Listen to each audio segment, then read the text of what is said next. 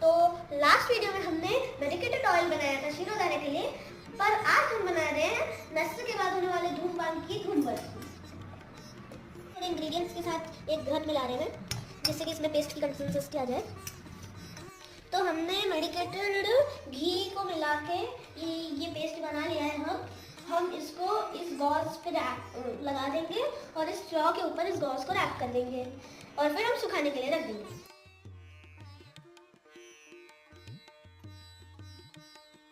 अब हम इस तरीके से धागे से लपेट के वर्तियाँ बना लेंगे, जिनको फिर हम धूप में सुखा के इन स्ट्रॉज और पेंसिल्स को बाहर निकाल देंगे।